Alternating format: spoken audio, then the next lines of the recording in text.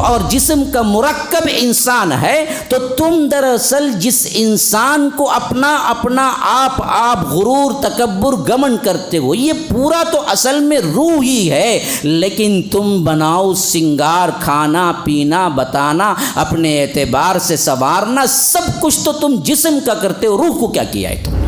امر ربی کا مطلب یہ نہیں ہے کہ اللہ کی کوئی چیز ہم میں داخل ہو گئی، اور مر روحی کا مطلب یہ نہیں ہے کہ اللہ کی روح ہمارے اندر داخل ہو گئی۔ یہ اعزازاً کہا کہ ہم نے اپنی روح پھونکی، اس کا مطلب خود اپنی روح نہیں ہے، اللہ کی اپنی مخلوق ہی ہے روح بھی، جو اللہ نے ہم میں پھونکی۔ جب روح نکلتی ہے تو آنکھیں اس کا پیچھا کرتی ہیں، اسی واسطے مرنے والے کی عموماً آنکھیں کھلی رہ جاتی ہیں، تو اللہ کے رسول صلی اللہ علیہ وسلم نے فرمایا ایسی میت کو تم دیکھو تو پہلی فرصت میں پہلے طور پر ان کی آنکھوں کو بند کر دیا کرو۔ تو معلوم ہوا 40 دن جو اس سے پہلے نطفہ بڑھا، وہ کیسے بڑھا؟ روح نہیں تھی نا اس میں، روح تو 120 دن بعد اس کے اندر آئی، ہاں 4 مہینے کے بعد۔ تو اس سے پہلے بھی جسم بڑا نہیں بڑا، لیکن وہ نہیں تھا، وہ صرف الگ جان تھی۔ تو معلوم ہوا جسم میں 2 طرح کی جانیں ہیں، ایک بڑھوتری کے اعتبار سے، ایک وہ روح جو اللہ نے پیدا کر دیا، وہ روح لا کے جب فٹ ہوتا ہے تو پھر وہ زندہ ہوتا ہے، جو گناہ کرنے سے بھی رکتا ہے، اور اس کے نتیجے میں اسے جو اطمینان قلب ملتا ہے وہ آپ اس کے چہرے سے دیکھ سکتے ہیں، خواہ غربت ہو، پیسہ نہ ہو، تنگی ہو، اس میں بھی اس کا حشاش بشاش چہرہ، اس کا سکون، کئی بے چین بڑے بڑے پیسوں والوں کا سکون صرف اس کے چہرے کو دیکھنے سے آ جاتا ہے۔ وہ کون سا سکون ہے؟ وہ گناہ سے بچ کر رب کی اطاعت کا سکون ہے، جس سے روح کے اندر بھی اطمینان، جسم کے اندر بھی اطمینان۔ MSLI TV، رہنمائی بدلتی دنیا کے لیے۔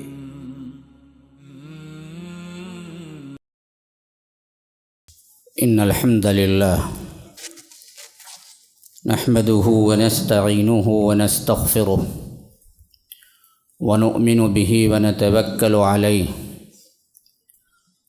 ونعوذ باللہ من شرور انفسنا ومن سیئات اعمالنا، من يهده الله فلا مضل له ومن يضلل فلا هادي له،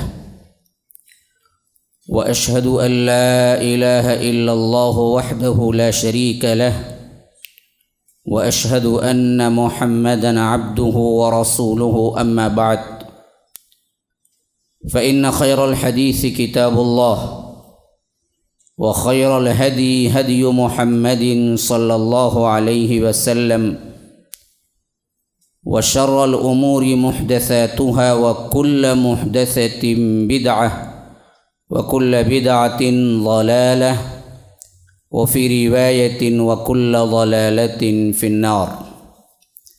فأعوذ بالله السميع العليم من الشيطان الرجيم من همزه ونفثه ونفخه، ويسألونك عن الروح، قل الروح من أمر ربي وما أوتيتم من العلم إلا قليلا۔ اللهم أرنا الحق حقا وارزقنا اتباعه، وأرنا الباطل باطلا وارزقنا اجتنابه۔ اللهم علمنا ما ينفعنا وانفعنا بما علمتنا وارزقنا علما۔ رب اشرح لي صدري ويسر لي أمري واحلل عقدة من لساني يفقهوا قولي۔ اس اللہ کے نام سے ابتدا جس کے ناموں کی کوئی انتہا ہی نہیں۔ ولو ان ما فی الارض من شجرۃ اقلام والبحر یمدہ من بعدہ سبعۃ ابحر ما نفدت کلمات اللہ۔ اس ذات اقدس پر کروڑوں درود و سلام ہوں جو تمام جہانوں کے لیے رحمت للعالمین بن کے آئے تھے۔ اللہم صلی علی محمد وعلی آل محمد کما صلیت علی ابراہیم وعلی آل ابراہیم انک حمید مجید، وبارک علی محمد وعلی آل محمد کما بارکت علی ابراہیم وعلی آل ابراہیم انک حمید مجید۔ برادران اسلام، واجب الاحترام بزرگوں، دوستوں، عزیز ساتھیوں، لائق احترام ماؤں اور بہنوں، اللہ تبارک و تعالی نے اس انسان کو بنایا روح اور جسم کا مرکب بنایا، اور رب العالمین نے ہمیں بتایا بھی کہ تم اپنی خلقت پر غور کرو۔ فرمایا سورہ طارق کے اندر، فَلْيَنظُرِ الْإِنسَانُ مِمَّا خُلِقَ خُلِقَ مِن مَّاءٍ دَافِقٍ يَخْرُجُ مِن بَيْنِ الصُّلْبِ وَالتَّرَائِبِ۔ انسان کو یہ دیکھنا چاہیے کہ وہ کاہی سے پیدا ہوا ہے، وہ کیسے پیدا ہوا ہے۔ کبھی اس کی تفصیل میں فرمایا کہ وَلَقَدْ خَلَقْنَا الْإِنسَانَ مِن صَلْصَالٍ مِّن حَمَإٍ مَّسْنُونٍ وَالْجَانَّ خَلَقْنَاهُ مِن قَبْلُ مِن نَارِ السَّمُومِ۔ ہم نے اس انسان کو کھنکھناتی ہوئی بدبودار لیزدار مادے سے، مٹی سے پیدا کیا، جبکہ ہم اس سے پہلے جنات کو پیدا کر چکے تھے۔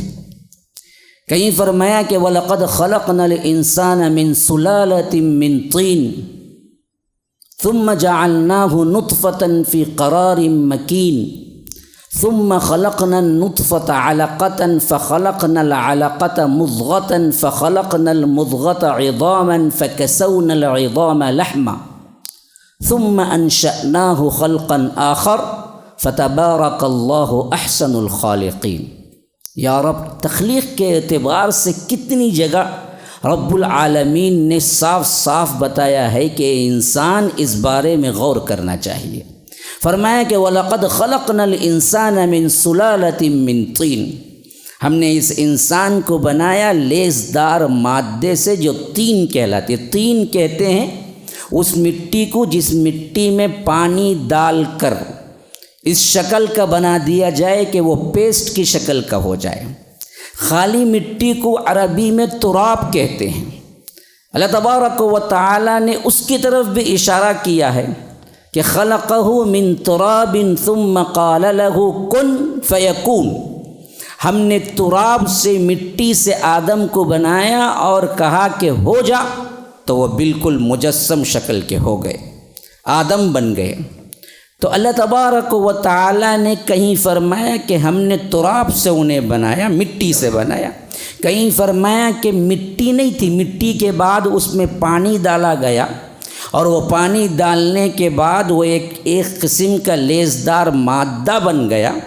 پھر اس کو ہم نے کیا کیا تھا، ٹھکری کی شکل میں بنا دیا، یعنی دھوپ میں سوکھنے کے لیے چھوڑ دیا۔ پتہ نہیں کتنے سال وہ سوکھتے رہے، تو وہ ایسے بن گئے کہ صلصال من حمأ مسنون، کہ جس کے اندر گھن کرچ کی آواز پیدا ہوتی ہے، کھنکھناہٹ ہوتی ہے۔ آپ دیکھیے کہ مٹی کے وہی برتن جو آگ میں تپا دیے جاتے ہیں، تو آپ نے دیکھا ہوگا اس پہ آپ اگر بجا کے دیکھیں تو ایک طرح کی گھن گرچ پیدا ہوتی ہے۔ تو اس شکل کی مٹی میں تبدیل ہو گئی کہ حضرت آدم کو بنانے کے بعد ایک عرصہ دھوپ میں پڑے رہنے کی وجہ سے وہ مٹی سوکھ کر جل کر یوں بن گئی جیسا کہ وہ ٹھکری ہو۔ تو اس مٹی کے بعد بھی ایک مرحلہ تھا جس میں فرمایا کہ ہم نے آدم کو بنایا، خلق الانسان من صلصال، اللہ تبارک و تعالی نے اسی لیزدار مادے سے پیدا کیا، لیکن اس کا ایک دوسرا اسٹیج بھی تھا، کل فخار سورہ رحمان میں فرمایا، ایسے کہ اسے جلا جلا کے وہ ایسے بن گیا تھا گویا کہ وہ ایک طرح کا جلا ہوا کالا ٹکڑا ہو، کل فخار اس طرح بن گیا۔ تو اسٹیجت کے اعتبار سے کئی ہو گئے، تراب مٹی، طین لیزدار مٹی، صلصال من حمأ لیزدار مٹی میں بھی کھنکھناتا ہوا پن، پھر اس کے بعد کل فخار کہ اس کے اندر اچھی طرح ٹھکری کی شکل پیدا ہو گئی۔ پھر انسان کو ہم نے بنایا، اور یہ انسانی نسل کا سلسلہ جو چلا وہ بھی بڑا عجیب ہے جو رب العالمین نے یہاں ذکر کیا ہے کہ فرمایا کہ من سلالۃ من طین، پھر نسل انسانی جو چلی ثم جعلناہ نطفۃ فی قرار مکین، ماں کے رحم میں نطفے کے طور پر، حقیر سے پانی کے طور پہ اسے ٹھہرایا۔ پھر وہ نطفے سے کیسے آیا؟ خلقنا النطفۃ علقہ، وہ علقہ بنا، پھر علقہ سے کیا بنا؟ ثم خلقنا النطفۃ علقۃ فخلقنا العلقۃ مضغۃ، مضغہ بنا، فخلقنا المضغۃ عظاما، اس مضغے میں ہم نے ہڈیاں جوڑ دی، فکسونا العظام لحما، پھر ان ہڈیوں پہ گوشت چڑھایا، ثم انشأناہ خلقا آخر، پھر اس کو اٹھایا تو ایک دوسری ہی شکل بنا کے اٹھایا۔ فتبارک اللہ احسن الخالقین، کہ رب العالمین بڑا بابرکت ہے جو سب سے بہترین پیدا کرنے والا ہے۔ آپ اندازہ کریں اس میں ماں کے رحم میں بچے کے جنین سے لے کر پیدا ہونے تک کے جتنے مرحلے ہیں وہ تمام مرحلوں کو یہاں پر بیان کر کے گویا کہ زوالوجی کا پورا نچوڑ اور خاص کر ایمبرولوجی کا پورا نچوڑ ایک آیت کے اندر سمو دیا۔ یہ قرآن کے قرآن ہونے پر دلیل و حجت ہے، یہ رب العالمین کا کلام ہے۔ آج تک اس کے ایک ایک لفظ پر سائنس ریسرچ کر رہی ہے، حقیقت تک نہیں پہنچی، لیکن اس وقت جب کہ یہ نام و نشان بھی نہیں تھا، رب نے فرمایا کہ نطفہ، پھر اس کے بعد علقہ، پھر اس کے بعد مضغہ، پھر اس کے بعد ہڈیاں، پھر اس کے بعد اس پہ گوشت چڑھانا، پھر اس کے بعد ہم اسے نکالتے ہیں تو بالکل ہی ایک الگ خلقت، ایسی خلقت جو کائنات کے اندر اس سے خوبصورت ترین کوئی مخلوق نہیں۔ لقد خلقنا الانسان فی احسن تقویم، سب سے بہتر تقویم کے اندر، سب سے بہتر بناوٹ میں اس کو پیدا کیا۔ یہ تو وہ ہوئی جو جسد کے اعتبار سے، جسم کے اعتبار سے، لیکن کیا یہ جسم آدمی کہلاتا ہے؟ آپ کو غور کرنا چاہیے کہ جب جسم رہ گیا، روح نہ رہی، تو ہم اس کو ایک ہی نام دیتے ہیں، وہ نام ہے میت۔ ہم اس کا کوئی نام نہیں لیتے۔ عبد الرحمن مرا ہو یا کوئی اور، لیکن جب مرنے کے بعد ہم پوچھتے ہیں تو یہ نہیں پوچھتے کہ عبد الرحمن صاحب کو کب اٹھا رہے ہیں، ہم کہتے ہیں میت کو کب اٹھا رہے ہیں۔ ایک ہی نام اس کا ہوتا ہے۔ وہ آیا، وہ گیا، فلاں آئے، فلاں گئے، شیخ آئے، مولانا آئے، اس وقت تک ہے جب تک اس جسم سے روح جڑی رہے۔ روح الگ ہو گئی تو ہم اس کو ایک ہی نام دیتے ہیں کہ وہ نام میت ہے۔ تو معلوم ہوا کہ جسد کا بنانے پر اتنی تفصیل تو ہے، لیکن روح کے اعتبار سے قرآن نے کیا گفتگو کی ہے؟ فرمایا ہم نے آدم کو بنایا تو تمام ملائکہ سے کہا، اب یہ بہت اہم ترین بات ہے، ملائکہ سے کیا کہا؟ فرمایا کہ فنفخت فیہ من روحی فقعوا لہ ساجدین۔ دیکھو، اگر میں اس جسد خاکی میں آدم کے اس مٹی کے پتلے میں روح کو پھونک دوں، میری روح کو، فنفخت فیہ من روحی، فرمایا فقعوا لہ ساجدین، کہ تم سب کے سب سجدے میں گر پڑنا۔ جب تک مٹی اور آدم جسد خاکی تھی، مٹی کا پتلا، کچھ نہیں، لیکن فرمایا کہ میری روحی، میری روح کو میں پھونک دوں، فقعوا لہ ساجدین، کہ سب کے سب سجدے میں گر پڑنا۔ فسجد الملائکۃ کلہم اجمعون الا ابلیس، فرمایا کہ سب کے سب سجدے میں گر پڑے سوائے ابلیس کے۔ رب نے پوچھا کہ ما منعک ان تسجد لما خلقت بیدی استکبرت ام کنت من العالین، میں نے اپنے دونوں ہاتھوں سے جس کو بنایا، تو نے سجدہ کرنے سے کیوں انکار کر دیا؟ کس چیز نے انکار کر دیا؟ کیا تو تکبر میں پڑ گیا ہے یا تو ہے ہی بلند؟ اس نے کہا کہ نہیں، اصل یہ ہے کہ انا خیر من، میں بہتر ہوں، خلقتہ من نار و خلقتہ من طین، تو نے مجھے آگ سے بنایا اور اس کو مٹی سے بنایا۔ آگ اوپر جاتی ہے، مٹی نیچے آتی ہے، تو آگ سے بننے کے لحاظ سے میں اوپر ہوا، میں بلند ہوا، میں اس کو سجدہ کیوں کروں؟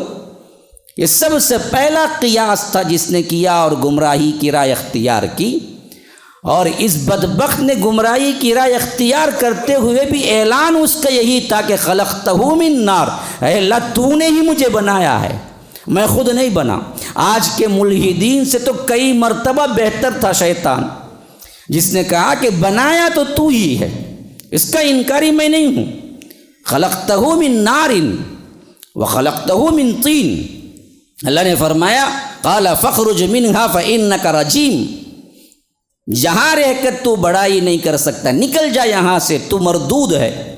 وَإِنَّ عَلَيْكَ اللَّعْنَةَ إِلَىٰ يَوْمِ الدِّينِ، دوسری جگہ فرمایا وَإِنَّ عَلَيْكَ لَعْنَتِي إِلَىٰ يَوْمِ الدِّينِ، قیامت تک میری لعنت تجھ پر ہوتی رہے گی۔ ہاں، اس نے کہا کہ قال فبعزتک لأغوینہم اجمعین، تیری عزت کی قسم میں سب کو گمراہ کر کے چھوڑوں گا۔ قال فبما اغویتنی لاقعدن لهم صراطک المستقیم، دوسری جگہ وہی واقعہ لیکن الفاظ دوسرے ہیں۔ صراط مستقیم پر میں گمراہ کرنے کے لیے بیٹھ جاؤں گا۔ ثم لآتینہم من بین ایدیہم ومن خلفہم وعن ایمانہم وعن شمائلہم ولا تجد اکثرہم شاکرین، میں ان کو بہکانے کے لیے آگے سے آؤں گا، پیچھے سے آؤں گا، دائیں سے آؤں گا، بائیں سے آؤں گا، اور یہاں تک کہ سب کو گمراہ کر کے چھوڑوں گا۔ تیرے بندوں میں شکر گزار بندے بہت کم ہی تو پائے گا۔ آج ہم ناشکری کر کے، آج ہم اللہ سے معصیت کر کے، آج ہم روگردانی کر کے، آج ہم اللہ تبارک و تعالیٰ کے فرامین کو پس پش ڈال کے شیطان کے اسی بات کو برابر کر رہے ہیں، پورا کر رہے ہیں جو اس نے پہلے ہی کہہ دیا وَلَا تَجِدُ أَكْثَرَهُمْ شَاكِرِينَ، اکثر لوگ، اکثر تیرے بندے شاکر نہیں ہوں گے، نافرمان کافر ہوں گے۔ شاکر شکر سے، کافر کفر سے۔ کفر دراصل کیا ہے؟ انکار ہے۔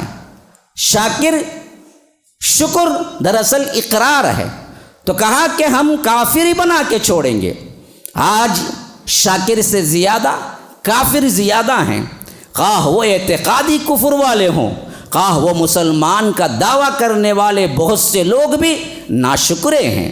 اللہ تبارک و تعالیٰ کا ایمان، اس کی وحدانیت کو ماننے والے نہیں ہیں، اس کے آگے جھکنے والے نہیں ہیں، اس کے فرامین کو ماننے والے نہیں ہیں، اس کی تابعداری کرنے والے نہیں ہیں، اس کی عبادت کے لیے بھاگنے والے نہیں ہیں، اس کی عبادت کے لیے اپنے آپ کو وقت اور مصروف رکھنے والے نہیں ہیں۔ ابھی دیکھیے ہمارے جمعہ کا حال دیکھیے، یہ حالت کیوں پیش آ رہی ہے؟ مسجد میں امام ممبر پر چڑھنے سے پہلے آ گیا تو فرشتے دروازے پہ کھڑے ہو کے اس کا نام جمعہ اٹینڈ کرنے والوں میں لکھتے ہیں۔ پھر اس کے بعد اگر ممبر پر امام چڑھ جائے تو پھر فرشتے بھی بیٹھ جاتے ہیں۔ جمعہ کو آیا 40-50 منٹ کا پورا خطبہ نماز ملا کے، لیکن ہم پورے ہفتے میں یہ 40-50 منٹ دینے کو تیار نہیں ہیں۔ کتنے لوگ ہیں جو امام ممبر پر چڑھنے کے بعد آتے ہیں، ان کا نام رجسٹری میں نہیں ہے۔ فقہ کے اعتبار سے تو نماز تو ہو گئی، لیکن تکمیل نماز نہیں ہوئی۔ ایک ہے ایک حکم کو پورا کر دینا، ایک ہے کہ اس حکم کو مکمل طور پر اپنانا۔ تکمیل کے اعتبار سے تو یہ نماز نہیں ہوئی ہے، تکمیل کے اعتبار سے تو وہ ثواب نہیں ملا ہے۔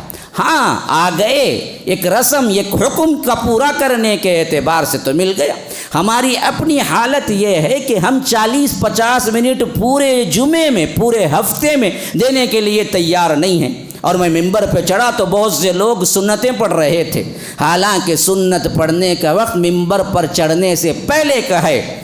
ہم نے کیا کیا؟ اس کو معمول ہی تبدیل کر دیا کہ ہمیشہ لیٹ آنا اور ہمیشہ امام ممبر پر چڑھنے کے بعد تحیۃ المسجد کی بات کر کے ادا کرنا۔ ہاں تحیۃ المسجد پڑھنا ہے، بیٹھنے سے پہلے 2 رکعت پڑھنا ہے، ثابت ہے احادیث میں۔ لیکن آپ کیا یہ بھی ثابت کریں گے کہ صحابہ اللہ کے رسول صلی اللہ علیہ وسلم کے ممبر پر چڑھنے کے بعد پڑھتے تھے؟ لیکن ہمارا بعض لوگوں کا معمول، ہاں کبھی چھوٹ گئی، کبھی لیٹ آ ہی گئے۔ اب بیٹھنے سے پہلے کیا کرنا ہے بھائی؟ ہاں بھائی 2 رکعت ہلکی سی نماز پڑھ لو، کہیں کنارے پڑھ لو، وہ بھی جلدی جلدی پڑھ لو، ہاں ہلکی سی پڑھو۔ لیکن ہمارا معمول ہی یہ بن جائے کہ ہم ہمیشہ آئیں اسی وقت جب امام ممبر پہ چڑھ چکا ہو، اور بالکل امام کے سامنے کھڑے ہو کے ہم کہیں گے ہم تحیۃ المسجد پڑھ رہے ہیں۔ یہ کہاں کا انصاف ہے؟ یہ کہاں کا انصاف ہے جو ہمارے اپنوں میں رائج ہو چکا ہے؟ احادیث کی پیروی کرنے کا نعرہ، اہل الحدیث کا نعرہ، لیکن ان احادیث کے ساتھ ایک طرح کا کھلواڑ بھی کہ ایک شاذ و نادر کبھی جو واقعہ ہوا اس کو آپ معمول بنا لیں کہ میں ہمیشہ ہی جمعہ کو اسی وقت ہی آؤں گا اور امام کے ممبر پر چڑھنے کے بعد ہی نماز پڑھوں گا، یہ تو دراصل حدیث کا نہیں، یہ تو اپنے منمانے خواہشات کا عمل ہے نا جی۔ ہمارے اندر یہ چیز اسی طرح رائج ہو چکی ہے۔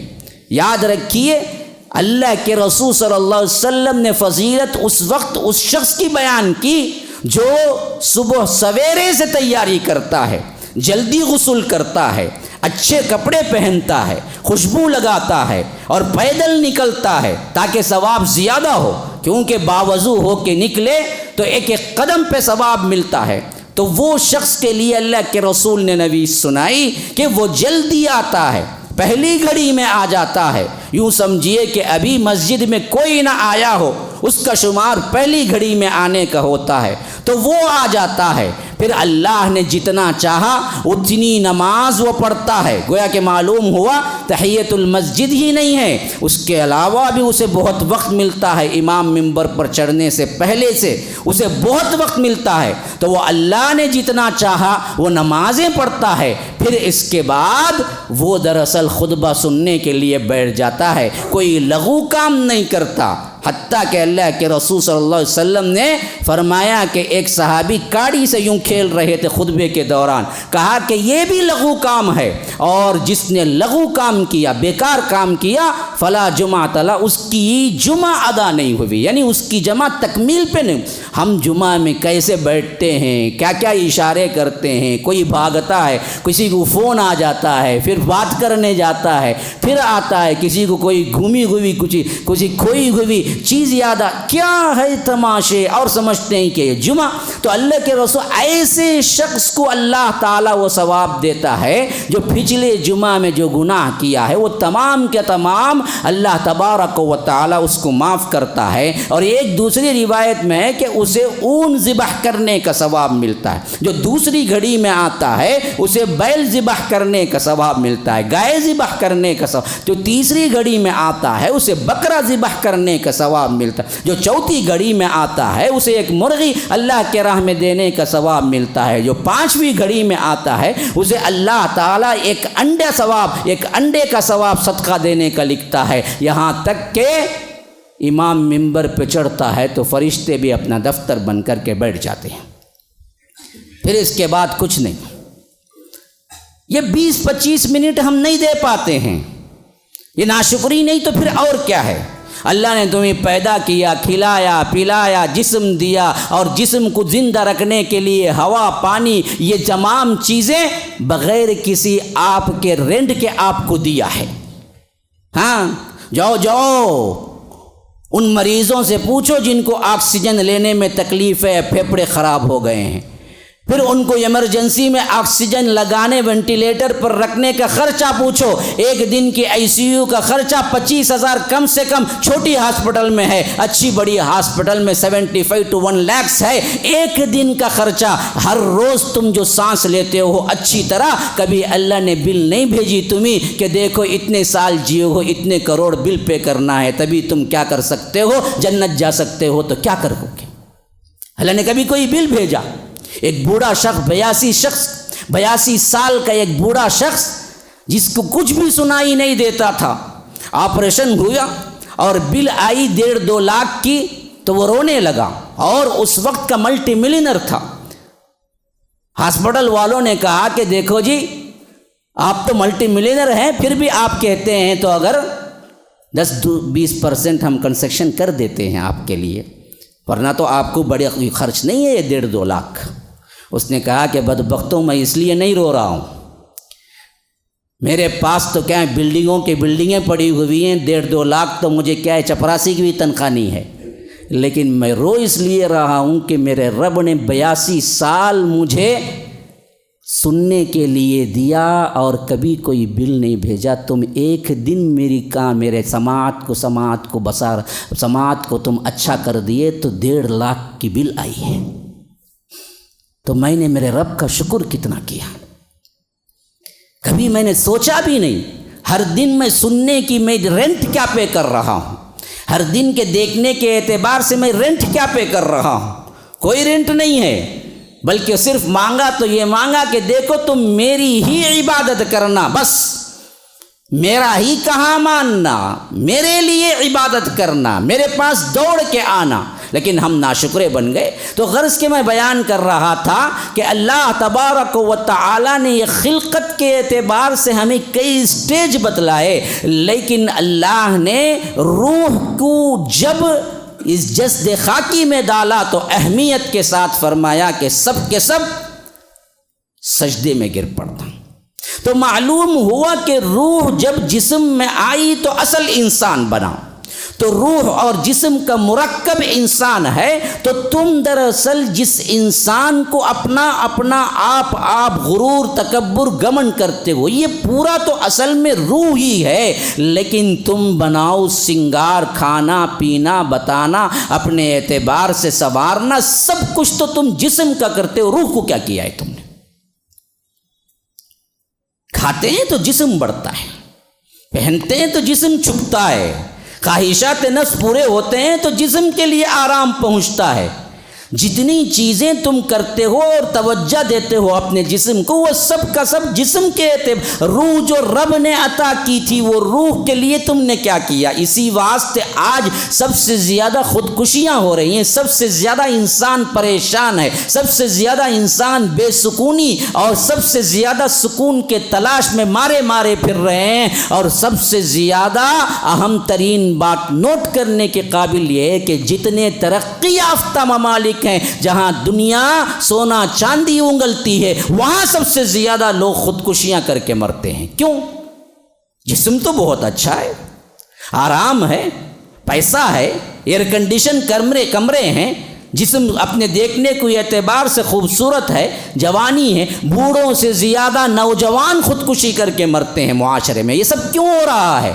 جسم کو تو تم نے حصہ دیا، وقت دیا، لیکن جو روح اندر کی تھی اس روح کو تم نے مردہ کر دیا۔ زخمی روحیں ہیں جو ہمارے اندر ہیں، ہم نے اسے کوئی غذا پہنچائی نہیں، تو خود جو جسم کے اوپر اثر پڑا وہ سب سے اہم ترین اثر یہ ہے کہ اندر ہی سے اپنے آپ سے گھبراہٹ ہونے لگی، انسان تنہائی سے ڈرنے لگا، حتیٰ کہ تنہائی سے اتنا ڈرتا ہے کہ کبھی کبھی راتوں کی نیندیں اڑ جاتی ہیں اس کی کہ میں تنہا، میں اکیلا ہوں، میں کیا ہوں گا، مجھے کچھ ہو جائے گا۔ یہ سب کچھ اس واسطے کہ رب العالمین نے جو تمہارے لیے روح کی غذا اتاری تھی وہ اس غذا کو تم نے کبھی دیا ہی نہیں ہے۔ زمین سے ہی جسم بنا، مٹی سے بنا، اور مٹی سے ہی اس کی غذا رب نے رکھ دی۔ جتنی چیزیں تم کھاتے ہو وہ سب بنی زمین سے، کا جدید کھانے کھاؤ، کا قدیم کھانے کھاؤ، چاول روٹی کھاؤ وہ بھی زمین سے ہے، برگر پیزا کھاؤ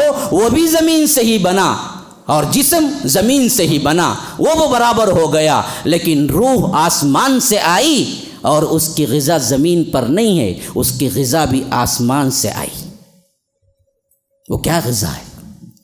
وہ اللہ کا کلام ہے، وہ قرآن ہے۔ اس کو پڑھو گے، سمجھو گے، اس پہ عمل کرو گے تو یہ روح کی غذا سکون اترے گا، کیونکہ اللہ نے یہ اوپر سے عطا کی اور اوپر سے ہی قرآن نازل ہوا۔ اسی واسطے روح ایک نام ہمارے جسموں کے اندر جب اللہ تبارک و تعالی نے روحوں کو جوڑا اس کا نام بھی ہے، اور ایک نام روح وحی کا بھی ہے۔ وَكَذَلِكَ أَوْحَيْنَا إِلَيْكَ رُوحًا مِّنْ أَمْرِنَا مَا كُنْتَ تَدْرِي مَا الْكِتَابُ وَلَا الْإِيمَانُ وَلَكِنْ جَعَلْنَاهُ نُورًا نَمْشِي بِهِ نُورًا يَهْدِي بِهِ مَن نَّشَاءُ مِنْ عِبَادِنَا۔ فرمایا کہ ہم نے اسی طرح تمہارے طرف روح کو بھیجا، جیسے پچھلے انبیاء کی طرف بھیجا۔ وہ کیا تھا؟ قرآن، اللہ کی وحی، وہ روح ہے۔ اسی طرح سورہ اسراء میں فرمایا وَيَسْأَلُونَكَ عَنِ الرُّوحِ، لوگ آپ سے سوال کرتے ہیں روح کیا ہے؟ فرمایا کہ ان سے کہہ دو قُلِ الرُّوحُ مِنْ أَمْرِ رَبِّي، یہ رب کا حکم ہے، یہ رب کا امر ہے۔ وَمَا أُوتِيتُم مِّنَ الْعِلْمِ إِلَّا قَلِيلًا، تم نہیں سمجھ سکتے یہ چیز ہے کیا؟ تمہیں جو بہت کچھ علم ملا ہے اللہ کے نزدیک بہت ہی کم ملا ہے۔ جس طرح سمندر میں کوئی پرندہ چونچ مار کے اپنی چونچ نکالتا ہے تو کتنا پانی اس کے پاس آتا ہے، پوری کائنات میں بسنے والوں کا علم اللہ کے علم کے مقابلے میں اس قطرے سے بھی کم ہے جو قطرہ وہ پرندہ سمندر سے پیتا ہے۔ تو تم سمجھ نہیں سکتے۔ یہاں پر بھی علماء کی دو رائے، دو باتیں۔ بعض علماء کہتے ہیں یہاں پر جس روح کا سوال ہوا وہ وحی کے بارے میں ہوا کہ آپ پہ وحی جو اترتی ہے ہم کیسے سمجھیں؟ فرمایا کہ تم نہیں سمجھ سکتے، یہ اللہ کا امر ہے، اللہ کلام بھیجتا ہے نبی پر، اس کی ماہیت نہیں سمجھ سکتے تم۔ دوسری بات علماء کا یہ بھی ہے کہ ہمارے جسموں کے اندر جو روح ہے اس کے بارے میں سوال ہوا کہ یہ آتی ہے تو انسان زندہ رہتا ہے، یہ نکلتی ہے تو انسان مر جاتا ہے، یہ کیا چیز ہے، یہ کہاں رہتی ہے؟ تو سوال ہوا تو جواب یہ ہوا کہ دیکھو تم نہیں سمجھ سکتے، جو چیزیں تمہارے سمجھ سے بالا تر ہیں اسے سمجھنے کی کوشش مت کرو، ایمان لاؤ۔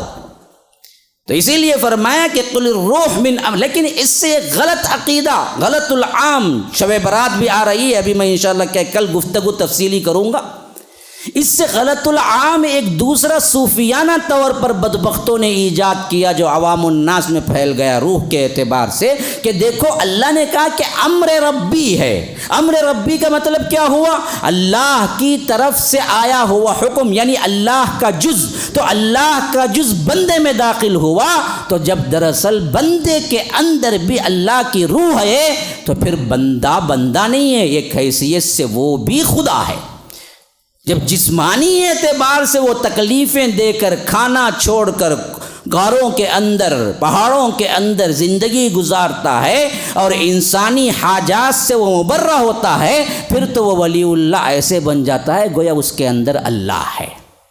یہی اصل اعتقادات ہیں ان تمام ولیوں کو پکارنے والے جھنڈے بنڈے اور جوگیوں کے اور ہندوؤں کے جتنے کچھ بھی معاملات عقیدے کے اعتبار سے ہیں کہ اس میں اللہ، اس میں اللہ، اس میں خدا، اس میں خدا، یہ بھی وہ بھی۔ وجہ اس کی یہی ہے کہ انہوں نے اس سے غلط مطلب لیا کہ امر ربی ہے تو امر اللہ کا ہے نا جی، تو اللہ کا ایک جز انسانوں کے اندر شامل ہے، وہ جز کو اگر وہ مبرہ کر لے، وہ جس کے لیے وہ اپنے اعتبار سے جو کچھ بھی انسانی حاجات ہیں اس سے پرے لے جائے، جسم سے آزاد ہو جائے، کوئی ننگا ہو جائے، کوئی کھانا پینا چھوڑ دے، وہ بہت بڑا اللہ والا۔ اسی واسطے ننگے شاہ بابا بھی کیا ہیں، ہمارے پاس بہت بڑے ولی ہیں، اس کا نام ہی ننگے شاہ ہے لیکن پھر بھی بڑا ولی ہے، اس واسطے کہ وہ انسانی حاجات سے بالکل مبرہ ہو گیا۔ تو اندر کی جو روح تھی جسے اللہ نے کہا کہ اپنی روح، وہ دراصل کیا ہو گئی،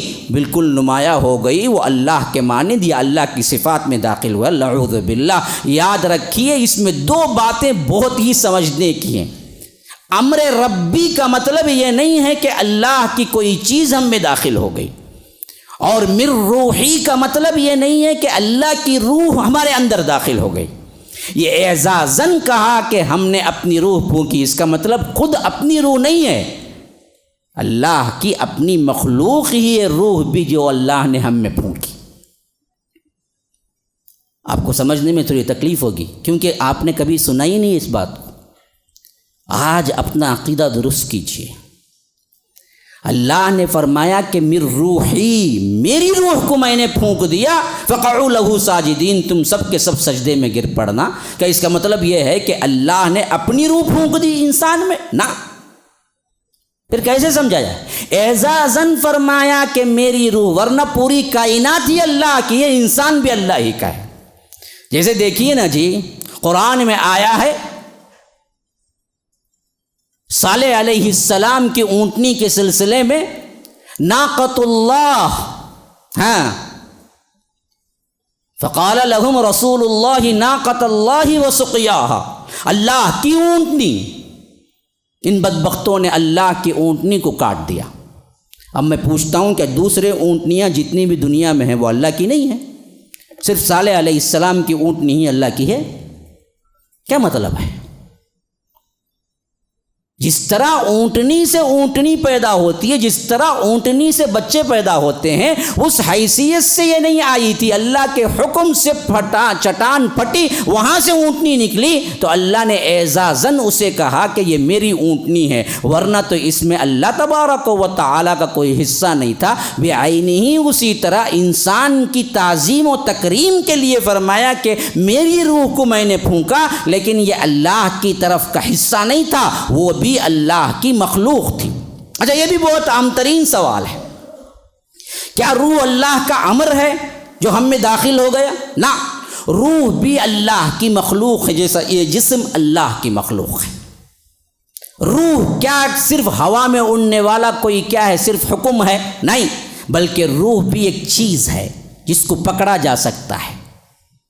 ہاں، اس اور بات ہے کہ ہم کو دکھتی نہیں ہے، لیکن ہر انسان جب مرتا ہے تو دکھتی ہے اس کو اپنی روح، آنکھیں پیچھا، حدیث میں الفاظ آئے ہیں جب روح نکلتی ہے تو آنکھیں اس کا پیچھا کرتی ہیں، اسی واسطے مرنے والے کی عموماً آنکھیں کھلی رہ جاتی ہیں۔ تو اللہ کے رسول صلی اللہ علیہ وسلم نے فرمایا ایسی میت کو تم دیکھو تو پہلی فرصت میں پہلے طور پر ان کی آنکھوں کو بند کر دیا کرو، کیونکہ جب روح نکل کے جاتی ہے تو مردے کی آنکھیں پیچھا کرتی ہیں، اس کو وہ دیکھتا ہے اس وقت، جب تک جسم میں رہے تب تک نہیں دیکھتا، لیکن نکلتے وقت دیکھتا ہے۔ تو وہ شے ہے، وہ ایک چیز ہے، چیز اللہ کی مخلوق ہے، اللہ کا امر نہیں ہے، خالی اللہ کا امر ہے، لیکن اللہ کے امر سے ہی وہ دراصل ایک چیز بنی، وہ چیز ہی اللہ نے جسم میں داخل کی تو جسم حرکت میں آیا، وہ چیز ہے۔ اس کی دوسری سب سے اہم ترین دلیل براء ابن عازب کی ہے، اس میں اللہ کے رسول صلی اللہ علیہ وسلم فرماتے ہیں کہ جب کسی بندے کی موت کا وقت قریب آتا ہے تو ملک الموت آتے ہیں اور تمام فرشتے ان کے تابع جو ہوتے ہیں وہ سب آ کے بیٹھ جاتے ہیں۔ اگر وہ بندہ اچھا ہوتا ہے، سعید روح ہوتی ہے، تو ملک الموت اور جو فرشتے آتے ہیں بالکل حشاش بشاش خوبصورت اور بہترین سفید لباس پہنے ہوئے اس کے پاس پہنچتے ہیں، یہاں تک کہ وہ جب ملاقات کرتا ہے تو تمنا خود کرنے لگتا ہے کہ اللہ مجھے جلد بلا لے، ملاقات ہو جائے۔ تو پھر اس کے بعد جب جیسے ہی وقت ہوتا ہے ملک الموت اس کی روح کو قبض کرتے ہیں اور قبض کرتے ہوئے جنت کا لباس، جنت کا کفن لے آتے ہیں، جس میں اس روح کو لپیٹ دیا جاتا ہے اور اس پر عطر کی بارش ہوتی ہے جو اللہ تبارک و تعالیٰ اپنے بندے کے لیے رکھتا ہے۔ پھر وہ ہاتھوں ہاتھ تبدیل ہوتے ہوئے، وہ فرشتوں کے ذریعے تبدیل ہوتے ہوئے،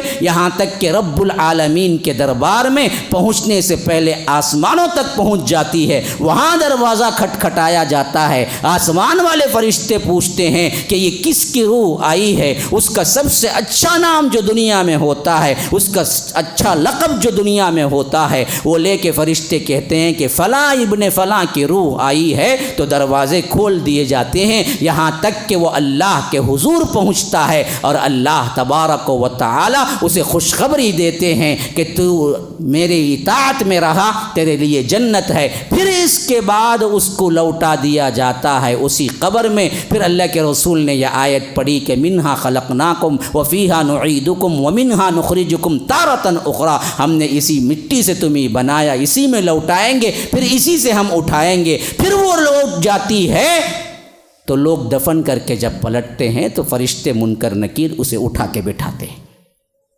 اب اس میں غور طلب بات یہ ہے کہ اگر وہ کوئی شے نہیں ہے، چیز نہیں ہے، تو پھر کفن میں کیا لپیٹا جاتا ہے؟ وہ خالی حکم ہوتا تو پھر کفن میں کیسے لپیٹتے؟ پھر خوشبو اس پہ کیسے ہوتی؟ تو اصل معلوم ہوا روح بھی کوئی شے ہے، کوئی چیز ہے، یہ خالق نہیں ہے، یہ مخلوق ہے۔ ہاں، اللہ نے اس کو بنایا، پھر یہ جسم سے جوڑ دی گئی، جیسے ہی جسم سے جڑی اس کے اندر حرکت پیدا ہو گئی، جیسے ہی جسم سے نکلی وہ مردہ ہو گیا، لیکن ہے وہی چیز۔ اللہ تبارک و تعالیٰ کا نعوذ باللہ کوئی جز نہیں ہے، لاکھ ریاضتیں کر لے وہ اللہ کی صفت میں شامل نہیں ہوگا۔ روح بھی ایک مخلوق ہے جو اللہ تبارک و تعالیٰ نے پیدا کی اور اس کے ذریعے انسان کو جان ڈالی، اور یہ روح ہی وہ ہے جو اصل میں اللہ کے رسول صلی اللہ علیہ وسلم نے حدیث مبارکہ میں فرمایا کہ 40 یعنی 120 دن مکمل 4 مہینے ہوتے ہیں تو اللہ ماں کے پیٹ میں فرشتے کو بھیجتا ہے، فیرسل الیہ الملک، پھر وہ پھونکتا ہے روح۔ تو معلوم ہوا 40 دن جو اس سے پہلے نطفہ بڑھا، وہ کیسے بڑھا؟ روح نہیں تھی نا اس میں، روح تو 120 دن بعد اس کے اندر آئی، ہاں 4 مہینے کے بعد۔ تو اس سے پہلے بھی جسم بڑا نہیں بڑھا، لیکن وہ نہیں تھا، وہ صرف الگ جان تھی۔ تو معلوم ہوا جسم میں 2 طرح کی جانیں ہیں، ایک بڑھوتری کے اعتبار سے، ایک وہ روح جو اللہ نے پیدا کر دیا، وہ روح لا کے جب فٹ ہوتا ہے تو پھر وہ زندہ ہوتا ہے۔ اور یہی حالت ہماری اپنی نیند میں بھی ہوتی ہے، جس کو رب العالمین قرآن میں ذکر کرتا، اللہ یتوفی الانفس حین موتها واللتی لم تمت فی منامها۔ فرمایا کہ اللہ ہی ہے جو تمہارے انفس کو، تمہارے جانوں کو مارتا ہے، کب؟ جب تم نیند کی حالت میں ہوتے ہو، ہاں نکل جاتی ہے، پھر جیسے ہی اٹھیں پھر اندر آتی ہے۔ اب جس کی جان نکل گئی، جس کی روح نکل گئی، وہ سانس بھی لیتا ہے، خواب بھی دیکھتا ہے، وہ زندہ ہی ہے، لیکن ہر نیند میں روح نکلتی ہے پھر اندر آتی ہے۔ ہاں فَيُمْسِكُ الَّتِي قَضَى عَلَيْهَا الْمَوْتَ وَيُرْسِلُ الْأُخْرَى إِلَىٰ أَجَلٍ مُّسَمًّى۔ ہر نیند کے وقت جب روح نکلتی ہے تو کئیوں کو اللہ جو نہیں چاہتا ہے کہ وہ زندہ ہوں، ان کی روحوں کو رکھ لیتا ہے، نیند میں ہی مر جاتے ہیں۔ کتنے لوگ نیند میں مر گئے، سو گئے، پرماننٹ سو گئے، ہوتا ہی نہیں ہوتا ہے۔ اللہ کہتا ہے یہ میں کرتا ہوں، کئیوں کی روحوں کو میں جب رکھ لیتا ہوں مستقل تو وہ نیند میں ہی مر جاتے ہیں، لیکن جن کی مدت ابھی ہوتی ہے تو ہم دوبارہ اس کو بھیج دیتے ہیں، پھر وہ زندہ ہو جاتا ہے اس حد تک جب تک کہ وہ اپنی عمر پوری نہیں کرتا۔ حتیٰ کہ صبح اٹھنے کی جو دعا ہے اس میں خود ہم یہی اقرار کرتے ہیں، صبح اٹھتے ہی کیا دعا پڑھنا، ہمیں کیا پتہ مولوی صاحب، ہم نے کھانے کی دعا بولو وہ ایک معلوم، بسم اللہ پڑھ، کھاؤ بھائی کھاؤ، ہاں کھانا ہے نا، وہ نہیں بھولتا۔ دوسری ہم کو نہیں پتہ، الحمدللہ الذی احیانا بعدما اماتنا وإلیہ النشور، تمام تعریف اور اللہ کے لیے ہے۔ کون؟ احیانا بعدما اماتنا، جس نے ہم کو زندہ کیا مارنے کے بعد، ہم نیند میں مر گئے تھے، پھر اللہ نے ہم کو زندہ کیا، دوبارہ روح کو بھیجا، پھر اٹھائے گا وہ، وإلیہ النشور۔ جب ہم اصل میں مر جائیں گے پھر اس کے بعد قیامت کے دن اللہ اٹھائے۔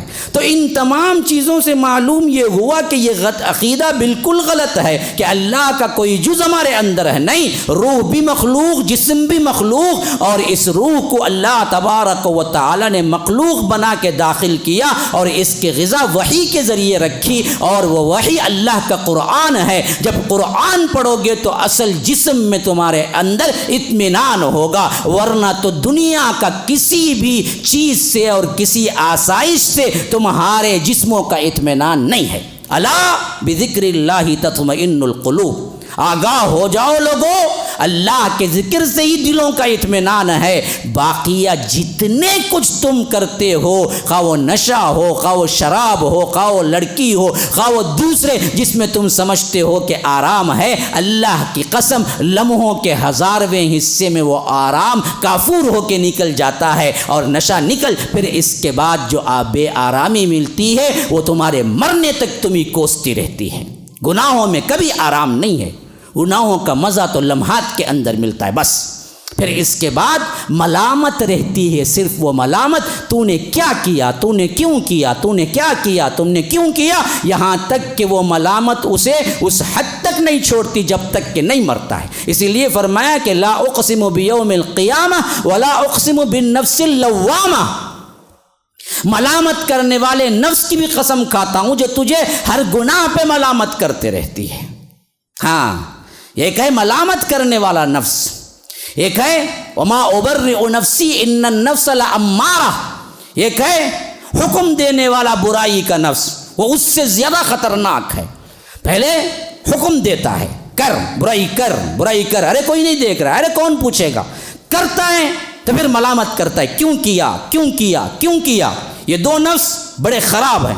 تیسرا فرمایا یا ایتھا النفس المطمئنہ، ایک وہ نفس ہے جو اطمینان پانے والا ہے، جو گناہ کرنے سے بھی رکتا ہے اور اس کے نتیجے میں اسے جو اطمینان قلب ملتا ہے وہ آپ اس کے چہرے سے دیکھ سکتے ہیں. خواہ غربت ہو، پیسہ نہ ہو، تنگی ہو، اس میں بھی اس کا حشاش بشاش چہرہ، اس کا سکون. کئی بے چین بڑے بڑے پیسوں والوں کا سکون صرف اس کے چہرے کو دیکھنے سے آ جاتا ہے. وہ کون سا سکون ہے؟ وہ گناہ سے بچ کر رب کی اطاعت کا سکون ہے، جس سے روح کے اندر بھی اطمینان، جسم کے اندر بھی اطمینان. کیوں؟ یہ دونوں جب ایک جگہ مل جاتے ہیں تو اصل سکون جب روح کو ہوتا ہے تو جسم کو ہوتا ہے. دونوں تو الگ تھے، لیکن جب زندگی میں دونوں مل گئے تو سکون اسی کو اس وقت ہوگا جب روح کو ہوگا، جسم کو ہونے سے کچھ نہیں ہوتا. تو پورا لب لباب خلاصہ میرا یہی ہے کہ ٹائم زیادہ بھی ہو چکا ہے، شاید آپ لوگوں نے اسے سمجھا اور اس پر توجہ کی. یاد رکھو جسم کو سنوارنا بنارنا نہیں ہے، جسم پہ توجہ نہیں ہے، جسم کو اتنا دو جتنا ضرورت ہے. اپنے روح کو دیکھو، پاکیزہ نفس، تزکیہ نفس کو دیکھو، اپنے اطمینان اسی سے پا سکتے ہو. رب نے روح کو دیا تو روح کی غذا بھی آسمانوں سے اتاری اور فرمایا کہ دیکھو تمہارا دلوں کا اطمینان. آج پوری دنیا اپنے جسم کو سنوارنے میں بنی ہوئی ہے لیکن اپنی روح کو کچھ کرنے کے لیے تیار نہیں ہے. تو یاد رکھو کہ سب کچھ کروڑوں کا جائیداد رکھنے والا بھی آج پریشان ہے اور اللہ کا ناشکرہ بنا ہوا ہے، اس واسطے کہ انہوں نے اپنے آپ کو سمجھا ہی نہیں. یہ دنیا کی زندگی، یہ دنیا کا جسم ہی سب کچھ سمجھ لیا، جبکہ یہ چیز تمہارے لیے زیادہ حیثیت نہیں رکھتی. اصل حیثیت تو تمہاری روح ہے جو تمہارے ساتھ رہے گی. یہ جسم یہاں مٹے گا، اس کو قبر میں کھائیں گے کیڑے مکوڑے اور یہ فنا ہو جائے گا. پھر اٹھے گا، ایک جسم اور لے گا.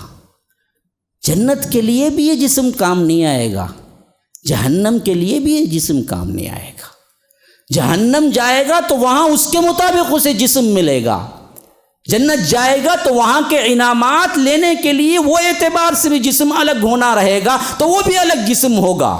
جسم تو بدلتا رہے گا، روح تو یہ ایک ہی ہے تمہاری. یاد رکھو ایک ایک عذاب کو سہنے کے لیے اگر یہ جسم جہنم میں جائے گا تو منٹ کے 1000ویں حصے میں جل کے راکھ ہو جائے گا. اس واسطے اللہ تعالیٰ یہ جسم نہیں دے گا. حدیث میں آتا ہے کہ سود خوروں کو ہم نے دیکھا کہ ان کے اتنے بڑے پیٹ تھے. معراج میں اللہ کے رسول نے فرمایا اتنے بڑے پیٹ تھے کہ اس کے اوپر سوار 3 دن تک سفر کر سکتا ہے. سود کھائے نا. میں نے جہنمی کے ایک داڑ کو دیکھا، داڑ کو، جو داڑ دانت کے بازو ہوتا ہے. اللہ کے رسول صلی اللہ علیہ وسلم نے فرمایا میں نے جہنم میں ایک جہنمی کے ایک داڑ کو دیکھا، احد پہاڑ کے برابر ہے. یہ چھوٹا سا جسم 5 فٹ کا رکھ کے آپ کون سا عذاب سہ پائیں گے؟ اللہ محفوظ رکھے ہم سب کو، کوئی عذاب نہیں ہوگا. تو اس کے مطابق وہاں جسم ملے گا. وہی جنت کے انعامات کے لیے یہ سیٹ ہی نہیں ہے. اس میں غلاظتیں ہیں، 2 دن نہ نہاؤ تو بدبو شروع ہو جاتی ہے، رینٹ ہے، اسی طرح کیا ہے آپ بیت الخلا جانا ہے، کچھ بھی کھاؤ، اچھا کھاؤ برا کھاؤ، جانا ہی جانا ہے. لیکن وہاں تو سسٹم ہی چینج ہے. وہاں نہ بیت الخلا ہے، نہ رینٹ ہے، نہ غلاظت ہے، نہ میل ہے. اللہ تعالیٰ ٹوٹل بدلا دے گا جسم کو. کھائیں گے، کھاؤ کتنا.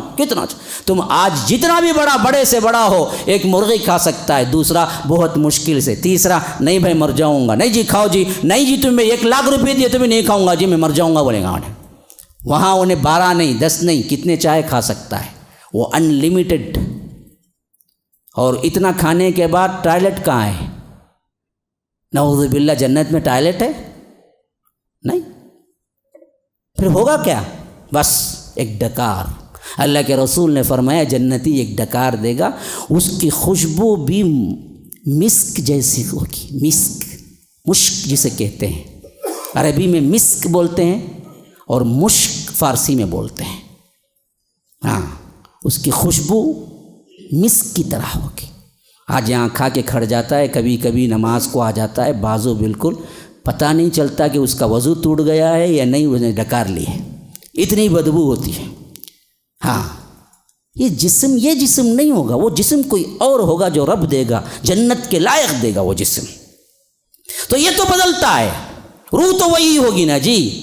تو اصل توجہ تو اس پہ ہونی چاہیے. اگر انسان اس کو سمجھ لے کہ یہ کیا چیز ہے جو میرے اندر ہے، جہاں سکون ملتا ہے، تو یاد رکھو یہ دنیاوی طور پر لالچی، حرص، طمع، حسد، کینہ، کپٹ، ان تمام سے مبرہ ہو جائے گا اور خالص رب العالمین کا بندہ اور فرمانبردار ہو کے گزارے گا. اللہ تعالی ہمیں اس کی توفیق عطا فرمائے. ھذا وباللہ التوفیق، صلی اللہ وسلم علی نبینا محمد. اسأل اللہ لی ولکم ولسائر المسلمین من کل ذنب فاستغفروہ انہ هو الغفور الرحیم. MSLI TV، رہنمائی بدلتی دنیا کے لیے.